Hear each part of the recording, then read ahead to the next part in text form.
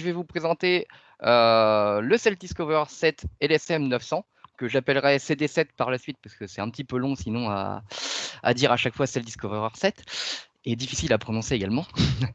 Donc, tout d'abord, un rappel sur Zeiss et l'automatisation, avec des machines qui sont arrivées chronologiquement dédiées pour ce type d'application, avec tout d'abord l'apparition en 2013 de l'Axioscan Z1, qui est notre scanner de lame aussi bien fond clair que fluo, pour pouvoir scanner des batchs jusqu'à 100 lames.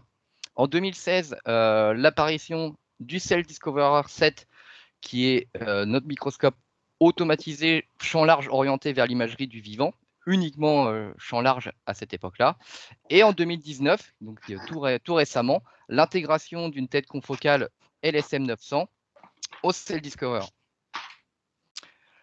Donc, le CD7 a en effet un design optique unique avec des objectifs qui lui sont dédiés. Et il est également couplé à cet élément que l'on voit juste ici, que l'on appelle le Magnification Changer, qui est un carrousel avec des lentilles qui permet d'avoir des grossissements 0,5 une fois et deux fois pour les différents objectifs et avoir ainsi une plage de différents grossissements très importante.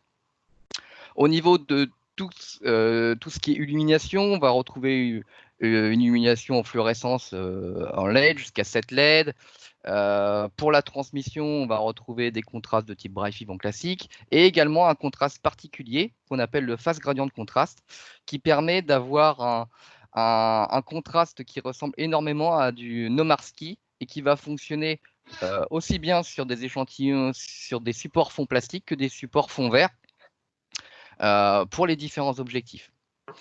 Il va bien sûr être équipé d'une chambre d'incubation pour pouvoir maintenir la température aussi bien que le taux de CO2 au cours du temps et également faire des expériences d'hypoxie si besoin. On va retrouver un module d'auto-immersion spécifique pour l'objectif 50X que je détaillerai un petit peu par la suite, qui est immersion eau. Et on va retrouver, pour tout ce qui est automatisation, bien sûr, pour la recherche des échantillons ou le maintien du focus, soit des éléments hardware comme le Define Focus 2 ou un autofocus logiciel. Il va s'adapter à différents supports échantillons, que ce soit lame, Labtech, Petri dish, plaque multipuits.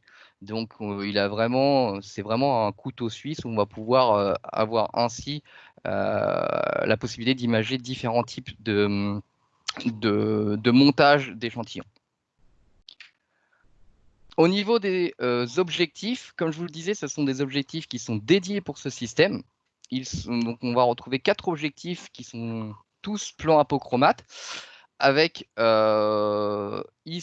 les 220X et le 50X, des bagues d'autocorrection qui seront automatiquement ajustées lorsque la machine fera la calibration du support.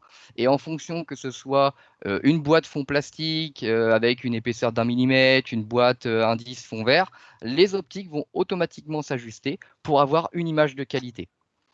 J'attire votre attention particulièrement sur le 50X à eau, qui est pour moi très intéressant car on va retrouver une ouverture numérique qui est très importante, peu importe que l'on soit avec un grossissement 25, 50 ou 100 fois. Donc vous comprenez très bien qu'on va beaucoup privilégier ce 25X ouverture numérique 1.2 pour avoir comme cela une forte résolution et également un grand champ. Donc maintenant, je vais passer plus sur des applications. Donc là, je suis parti sur une application de screening de sphéroïdes. Et là, je vous présente une image prise en bright field, tout à fait classique, avec l'objectif 2,5 fois. Et on se rend compte que même avec ce faible grossissement, sans zoom numérique, vraiment l'image brute, on a déjà un très grand niveau de détail qui est largement suffisant pour des applications de screening, comptage, etc. sur ce type de système. Donc l'avantage de pouvoir travailler avec un si faible grossissement, c'est-à-dire que ici sur ce schéma de plaque 96 puits, après calibration automatique du système, on se rend compte qu'en une seule image par puits, on a quasiment un quart de la surface du puits, donc pour pouvoir faire des tests de confluence, de screening, on va pouvoir réaliser des acquisitions très rapides sur ce système. Et l'avantage d'être à faible grossissement va également permettre d'avoir une grande profondeur de champ pour compenser, selon les montages, quand on a du matrigel ou des choses comme cela, les différences de focus entre les sphéroïdes. Donc ici, je vous présente de l'analyse automatique avec, ici, on voit en rouge sur les images la segmentation automatique autour des sphéroïdes à partir de ces images obtenues au 2,5 fois. Donc là, c'est un exemple sur 2 puits différents. Et le logiciel va nous permettre d'avoir comme cela en fin d'acquisition une visualisation rapide des résultats pour pouvoir soit suivre la moyenne d'intensité de fluorescence ou la confluence via l'aire moyenne, etc. des différents sphéroïdes dans cet exemple que l'on a segmenté au cours de l'acquisition. Donc ici, je vous présente, on est toujours en microscopie champ large, un Z-stack d'organoïdes sur un grand volume obtenu avec l'objectif 25X haut et avec à gauche, bon, c'est passé rapidement, mais l'image en champ large traditionnel et à droite, l'image qui est passée après déconvolution. Pour des analyses d'images un petit peu plus complexes, je vous présente ici le module Intelisys qui s'interface dans le logiciel Zen qui pilote le microscope et qui permet donc Intelisys est un module de segmentation en machine learning qui va permettre comme cela très facilement de labelliser sur l'image les structures d'intérêt que l'on veut extraire par la suite par analyse d'image. On va faire apprendre ce module à partir de une ou plusieurs images. Donc là, je suis sur un Z-stack d'organoïdes où j'ai marqué, vous voyez, où j'ai fait des jolis dessins dessus pour labelliser les structures. Et donc, ça a été fait avec des personnes de Lille sur des organoïdes intestinaux-murins, pardon. Et ensuite, là, vous avez, grâce à cet apprentissage, avec le peu d'informations que je lui ai données, la classification des pixels au fur et à mesure du Z-stack sur cette image en lumière blanche, tout ce qu'il y a de plus, voilà, l'image en braille field classique au niveau du système. Donc là, j'étais sur l'objectif 20x longue distance, j'étais sur du matrigel également, donc pour pouvoir accéder à l'intégralité de l'organoïde. Maintenant, depuis 2019, comme je vous disais, le CD7 intègre une tête confocale LSM 900 qui peut se coupler avec le détecteur Eriscan pour pouvoir soit augmenter la vitesse d'acquisition via le mode multiplex et ainsi pouvoir scanner 2 lignes en parallèle et augmenter énormément le débit d'acquisition en confocal.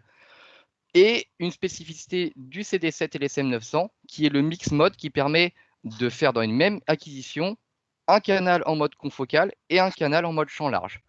Donc par exemple, prendre le canal d'API uniquement en mode champ large et les canaux d'intérêt où on a besoin de plus de résolution en mode confocal. Donc vous comprenez bien qu'on a ces deux modalités d'acquisition sur le même système. Et ici, je vous présente une vidéo du module Connect qui permet de relier les différentes dimensions dans un même espace de corrélation.